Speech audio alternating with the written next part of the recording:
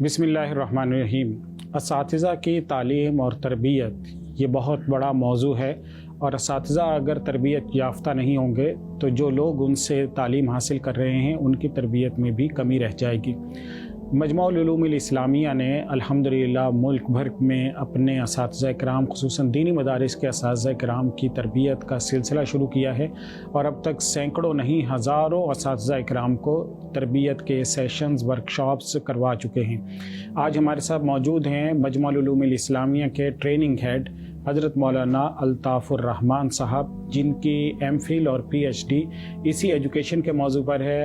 आप ट्रेनिंग्स करवाते हैं, वर्कशॉप्स करवाते हैं, हज़ारों असातिज़ा किराम को वर्कशॉप्स करवा चुके हैं।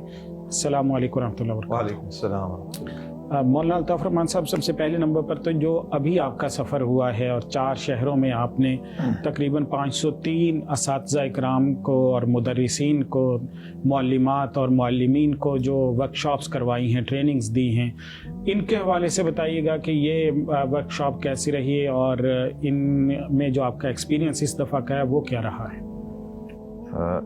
जो हमारा शोबा है मजमुअल उलूमुल इस्लामिया का, ट्रेनिंग का शोबा है। पिछले साल भी हमने सफ़र किया था, कुछ कराची में भी ट्रेनिंग्स हुई, और ये उसी सिलसिले में जो है ना मज़ीद इस साल भी हमारा सफ़र हुआ। ये जो सफ़र था ये ख़ुसूसी दरस निज़ामी के असातिज़ा इकराम की तरबियत के लिए था, मुअल्लिमात की तरबियत के लिए था, और इससे पहले तहफ़ीज़ुल कुरान के जो असातिज़ा इकराम हैं उनकी तरबियत के लिए था। इस सफ़र में हमने तकरीबन जो है ना 500 से ऊपर असातिज़ा और मुअल्लिमात को ट्रेनिंग दी, और बुनियादी मकसद तो 2 हैं।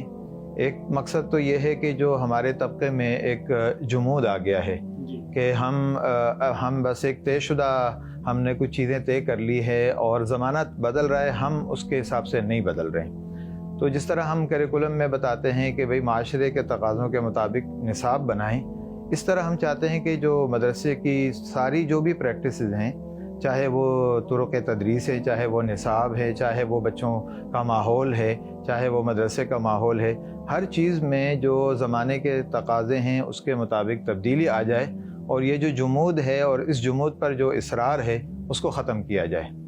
तो ज़ाहिर है कि ये जो है ना, जब तक आप उसकी ट्रेनिंग नहीं देंगे तो एक मख़सूस माहौल में जो लोग रहते हैं वो दूसरी तरह सोचना फिर नहीं चाहते हैं। तो जब ट्रेनिंग होती है तो उनके सामने बातें आती हैं, उनके सामने हक़ाइक़ आते हैं, और ट्रेनिंग के बाद जो फ़ीडबैक हमें मिलता है उससे हमें बड़ी एक हौसला अफजाई होती है कि हमारा जो ये मिशन है ये अल्हम्दुलिल्लाह लोग इसकी पज़ीराई भी कर रहे हैं और इससे लोगों को फ़ायदा भी हो रहा है। जी सही। अच्छा, अब माशाल्लाह आपका एक तवील अरसे से तजर्बा है, तो अब तक की क्या तजर्बा रहा आपका? कितने शहरों में कितने लोगों को आप तरबियत दे चुके हैं, कुछ उसका ब्रीफ बताइएगा, और इस दफ़ा जो आपका एक्सपीरियंस रहा उस पर भी गुफ्तगू कीजिएगा। मजमूई तौर पर तो हमारा ये शोबा चूँकि अब इसको ज़्यादा वक्त नहीं हुआ है, उसके बावजूद भी तकरीबन 1700 से ऊपर हम असातिज़ा और मुअल्लिमात को ट्रेनिंग दे चुके हैं इस मुख्तसर से वक्त में। और तजर्बा ये है कि जब हम बताते हैं असातिज़ा को तो वो बहुत हैरान होते हैं और वो कहते हैं कि ये बातें तो हमने नहीं सुनी। ऐसे असातिज़ा भी आए कि जिन्होंने 40-40 साल तदरीस की, और वो तदरीस के बुनियादी जो उसूल हैं उसके हवाले से उनको पूरी तरह इल्म नहीं था। तो उसमें ज़ाहिर है कि असातिज़ा की अपनी सलाहियतें हैं, उन्हें किसी ने सिखाया नहीं है, लेकिन जिसकी अच्छी सलाहियत है तो वह अच्छा पढ़ा रहा है, और जिसकी सलाहियत कम है तो वो कम पढ़ा रहा है। तो अगर हम इसको प्रोफेशनल तरीके से उनको बता दें कि क्या तरीक़ेकार है तो उससे उनको बड़ी हेल्प मिलती है, बड़ी मदद मिलती है। मिसाल के तौर पर मैं 2 चीज़ों की मिसाल दूँगा। इस सफ़र में हमने करिकुलम डेवलपमेंट, निसाब कैसे बनता है, इस पर बात की थी, इस पर ट्रेनिंग दी। अब निसाब के जो तकाज़े हैं वो आम तौर पर ये हैं कि भाई कुछ किताबें जमा कर लें और उनमें से इंतखाब कर लें जो मज़ामीन पढ़ाने हैं। तो हमने उनको बताया कि निसाब जो है ये एक ऐसा फ़र्द तैयार कर रहा है जिसने आगे माशरे में काम करना है। लिहाजा अगर माशरे के तकाज़ों को मद्देनज़र नहीं रखेंगे तो जो लोग फ़ारिग़ होकर माशरे में जाएंगे, फ़ारिग़ व तहसील होकर, वो वहाँ सही खिदमात अंजाम नहीं दे सकेंगे। इस वक्त आप बैंकिंग सेक्टर देखें, माशियात का जो जदीद टेक्नोलॉजी की वजह से जो तरक्की हुई है, कारोबार की जो शक्लें आगे बढ़ी हैं, और पूरा माहौल जो है ना इन चंद सालों में तब्दील हुआ है। اور مسلسل تبدیل ہو رہا ہے. تو ظاہر ہے کہ دین کی جو رہنمائی ہے اور دینی جو تعلیمات ہیں وہ ہم بالکل کسی الگ جزیرے میں اس کو نہیں رکھ سکتے ہیں. ہمیں اس میں زمانے کے تقاضوں کے مطابق تبدیلیاں کرنا پڑیں گی. تو نصاب کے حوالے سے ہم نے یہی کہا کہ معاشرے کے تقاضوں کو مد نظر رکھتے ہوئے آپ نصاب بنائیں اور بچوں کی نفسیات کو بھی مد نظر رکھیں, ٹیکنالوجی کو بھی انٹیگریٹ کریں اس میں, اور تاکہ اپنی تعلیم اور تعلم جو ہے نا مزید آسان ہوتا جائے. جی. دوسرا جو مسئلہ تھا وہ تھا امتحان کے حوالے سے. امتحان کے موضوع پر ہم نے ٹریننگ دی. آپ کے علم میں ہے کہ ہمارے ہاں جو امتحان کا طریقہ ہے وہ یہ ہے کہ اساتذہ کے مزاج کا امتحان ہوتا ہے, طلبہ کی تعلیم کا امتحان نہیں ہوتا ہے. یعنی اگر آپ ایک پرچہ آپ ایک استاد سے اس کے مارکنگ کرواتے ہیں تو اس میں وہ 50 نمبر دے دیتے ہیں, ایک اور استاد سے کرواتے ہیں تو وہ 70 نمبر دے دیتے ہیں. تو اب سوال یہ پیدا ہوتا ہے کہ یہ طالب علم کی جانچ ہو رہی ہے یا استاد کی جانچ ہو رہی ہے. تو اس کو ہم نے معیارات بتائے انہیں, اور ہم نے انہیں بتایا کہ کس طرح ایک امتحان کو ہم اس میں شخصی رائے کے دخل کو کم سے کم کر سکتے ہیں اور ایک منصفانہ نتیجہ بچے کو دے سکتے ہیں. تو یہ بھی ایک ہمارا اہم موضوع تھا. ایک اور بات جو اہم ہے وہ یہ ہے کہ ہمارے ہاں سمجھا جاتا ہے کہ جتنے قسم کے بھی امتحانات ہیں ان کا ایک ہی مقصد ہے. مثلا اگر ہم ماہانہ ٹیسٹ لیتے ہیں, سہمائی امتحان لیتے ہیں, ششمائی لیتے ہیں, سالانہ امتحان لیتے ہیں, تو عمومی تاثر یہ ہے کہ ان سب کا ایک ہی مقصد ہے, حالانکہ یہ الگ الگ امتحان ہے اور ان کے الگ مقاصد ہیں.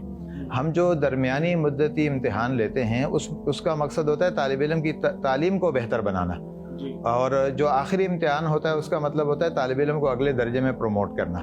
اب تعلیم کو بہتر بنانے کا ذریعہ تو یہی ہے کہ سہمائی امتحان جب ہو جائے تو پھر آپ رزلٹ بورڈ پر لگانے کے بجائے اس کا تجزیہ کریں اور دیکھیں کہ کس سبجیکٹ میں بچے کمزور ہیں, ان کو کیسے بہتر کیا جا سکتا ہے, اور ششمائی تک ایک ٹارگٹ مقرر کیا جا سکتا ہے کہ ہم وہاں کیسے وہ کمزوری دور کریں.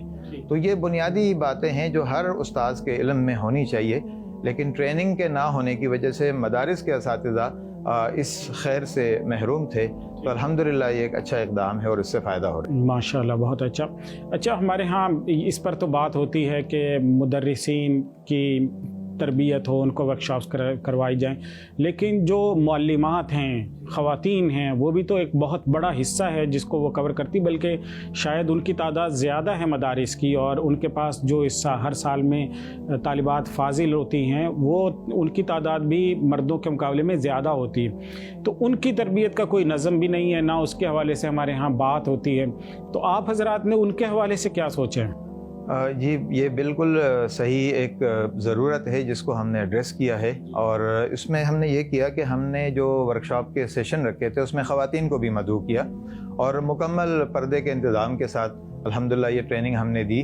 اور جتنے یہ جو 500 سے اوپر جو حضرات شریک ہوئے ہیں اس میں آدھی تقریباً خواتین تھیں, اور خواتین نے بڑے شوق سے اس کو لیا اور ان کو فائدہ بھی ہوا. اور عمومی طور پر ہمارے ہاں چونکہ جو معلمین ہیں وہ ایک لمبا نصاب پڑھ کے آتے ہیں زیادہ عرصے کا, اور جو معلمات ہیں وہ مختصر نصاب پڑھتی ہیں, تو ان کو زیادہ ٹریننگ کی ضرورت ہے, کیونکہ ان کی استعداد اتنی اس لیول کی نہیں ہوتی ہے کہ جس پہ وہ ان کو چھوڑ دیا جائے اور وہ خود جیسے چاہیں وہ پڑھا لیں.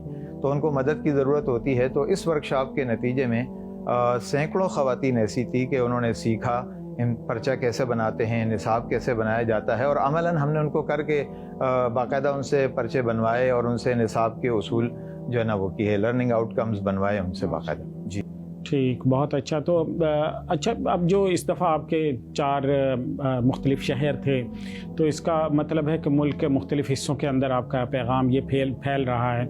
تو آگے جو ورکشاپس ہیں آپ کیا سمجھتے ہیں کون کون سے موضوعات ہیں جو بہت اہم ہیں, جن پر ہمارے اساتذہ کی تربیت ہونے کی کمی, اور جب تک آپ کا تقریباً 2000 اساتذہ سے انٹریکشن ہوا, براہ راست آپ ان سے ملے اور ان کا فیڈ بیک بھی آپ نے لیا, ان سے فارم وغیرہ فل کرواتے ہیں آپ, تو کیا ضرورت محسوس ہوئی ہے, کون کون سے بڑے ایریاز ہیں جن میں تربیت کی بڑی کمی ہے ہمارے ہاں؟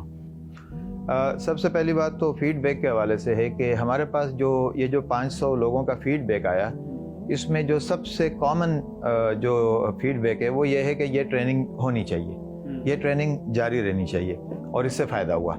تو اس سے ہمیں بھی حوصلہ افزائی ہوئی, اور جو موضوعات ہیں وہ تو بے شمار ہیں. اگر ہم صرف طلبہ اور اکیڈمک کے حوالے سے دیکھیں تو اس وقت ہماری جو ٹریننگ تھی وہ نصاب اور امتحان پر تھی. اب طرق تدریس اور نفسیات، طلبہ کی نفسیات، تعلیمی نفسیات، ان کا بڑا گہرا تعلق ہے. یعنی جو ٹیچنگ میتھڈز ہیں وہ کیا کیا ہیں اس وقت، اور طلبہ کی نفسیات کے مطابق کون سا ٹیچنگ میتھڈ بہتر ہے. تو یہ دو چیزیں جب یہ ملتی ہیں تو اس سے ایک بڑی یعنی اس تعلیم کا معیار اور درسگاہ کا معیار بہت بلند ہوتا ہے. تو آگے ہمارا ارادہ ہے کہ تعلیمی نفسیات اور طرق تدریس پر ہم ٹریننگ دیں. ماشاءاللہ، بہت اچھا، اللہ تعالیٰ آپ کو کامیاب کرے جی. تو اسی کے ساتھ آج کے پروگرام کا اختتام کرتے ہیں.